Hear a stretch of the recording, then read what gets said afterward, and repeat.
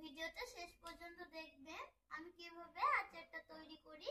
এখানে আমি জলপাই নিয়েছি, আজ কিন্তু অনেকগুলো জলপাইয়ের আমি আচার করব। এভাবে কেটে নিয়েছি, একটা আমি কেটে দেখাচ্ছি। জলপাইগুলো কিন্তু আমি একটু পাকা নিয়েছি, দেখুন কত তাড়াতাড়ি কাটা হয়ে যাচ্ছে। আজ আমি পাকা জলপাই দিয়েই আচারটা তৈরি করব। এই আচারটা কিন্তু ভীষণই মজাদার। এখন আমি কালো সরিষা নিয়েছি, এখানে কালো হলুদ সরিষা। সরিষাটাকে আর একটু ভিনিগার দিয়ে ভিজিয়ে রেখে দেব আমি 1 মিনিট।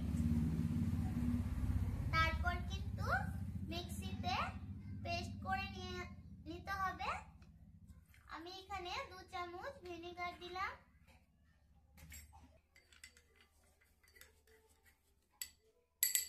ততক্ষণে আমি মশলাগুলোকে একটু ভেজে নেব। এখানে মশলা বলতে নিয়েছি আমি কয়েকটা শুকনো লঙ্কা, গোটা ধনে, গোটা মহরি, গোটা জিরে আর 5 ফোড়ন। ঝালটা আপনারা আপনাদের স্বাদ অনুযায়ী দিয়ে দেবেন। আপনারা কি রকম ঝাল পছন্দ করেন ওই হিসাবে কিন্তু ঝালটা এখানে অ্যাড করবেন। লঙ্কাটা কিন্তু হালকা ভাজা হয়ে গেছে, এখন আমি বাকি মশলাগুলো দিয়ে দিচ্ছি। 5 ফোড়ন,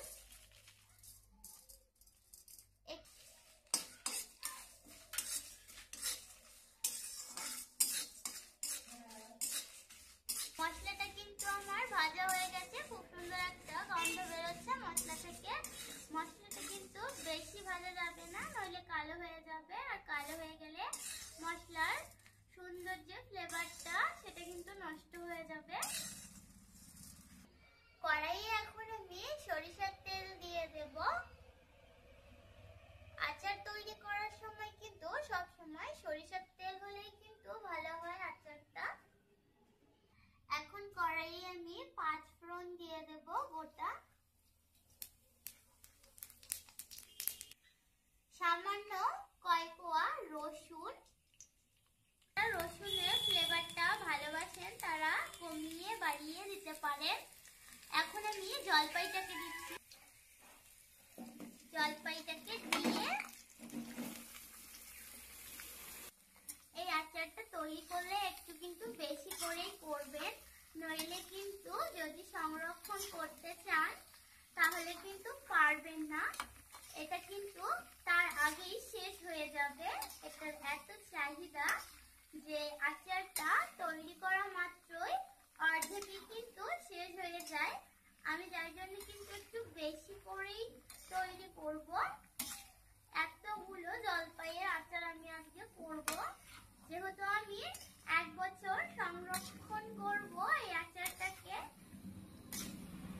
এখন আমি আচারটার মধ্যে কালার ভালো আসার জন্য একটু হলুদ গুঁড়ো আর একটু লঙ্কা গুঁড়ো দিলাম। স্বাদ মতো আমি এখানে নুনটাও দিয়ে দিচ্ছি। নুনটা দিলে তাড়াতাড়ি সেদ্ধ হবে। এখন নেড়ে নেব, অনবরত নেড়ে ছেড়ে কষিয়ে নিতে হবে জলপাইটাকে। কালারটা কিন্তু চেঞ্জ হয়ে গেছে, আর এটাকে ভালো করে কিন্তু আমি কষিয়ে নিয়েছি লো মিডিয়াম আছে। এখন কিন্তু আমি সরষে আর ভিনিগারের পেস্টটা দিয়ে দিচ্ছি, দিয়ে ভালো করে নেড়ে নেব। ভালো করে কিন্তু মিশিয়ে নেওয়া কমপ্লিট। এখন আমি গুড় দিয়ে দেব। এখানে আমি খেজুরের গুড় নিয়েছি, আপনারা চাইলে কিন্তু আখের গুড়ও নিতে পারেন। আমি গ্রেট করে নিয়েছি গুড়টাকে।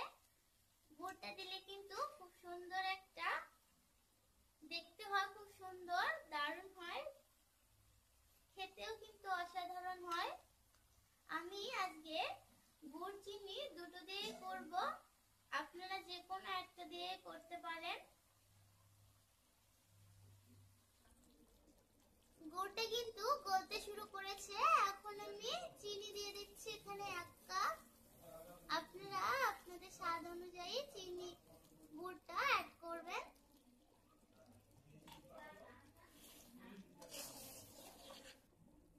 এখন আমি দিয়ে দিচ্ছি এখানে কয়েকটা কাঁচা লঙ্কা। আপনারা কাঁচা লঙ্কার পরিবর্তে কিন্তু এখানে শুকনো লঙ্কাও দিতে পারেন ফোড়নে। আমি কাঁচা লঙ্কাটা দিলাম। এখন একটু ঢাকা দিয়ে দিয়ে আমি জলপাইটাকে ভালো করে সেদ্ধ করে নেব।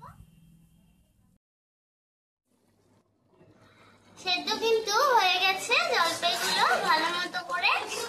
আর দেখুন কতটা জল ছেড়েছে, চিনি কিন্তু গলে কতটা জল হয়ে গেছে। এখন আমি এর মধ্যে মশলাটা তৈরি করেছি যেটা, সেটা দিয়ে দিচ্ছি।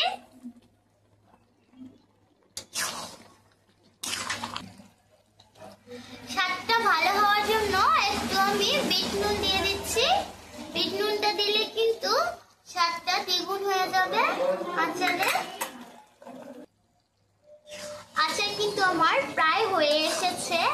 এখন আমি ভিনিগার দেব। ভিনিগার দিয়ে কিন্তু বেশিক্ষণ আর জাল করা যাবে না, নামিয়ে নিব।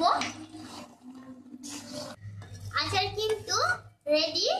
এখন আমি থালাতে করে নামিয়ে এটাকে কিন্তু ঠান্ডা করে কাচের জারে আমি ভরে নেব।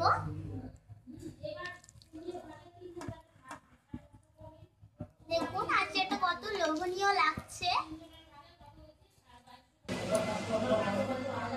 দেখুন আমার আচারটি কিন্তু রেডি। আজকে আচারের সিম্পল রেসিপিটা যদি আপনাদের ভালো লেগে থাকে অবশ্যই লাইক করে দেবেন আর একটা কমেন্ট করে দেবেন কিরকম হয়েছে জানাবেন কমেন্টে। আর চ্যানেলে নতুন হয়ে থাকলে চ্যানেলটিকে অবশ্যই সাবস্ক্রাইব করে দেবেন। ভালো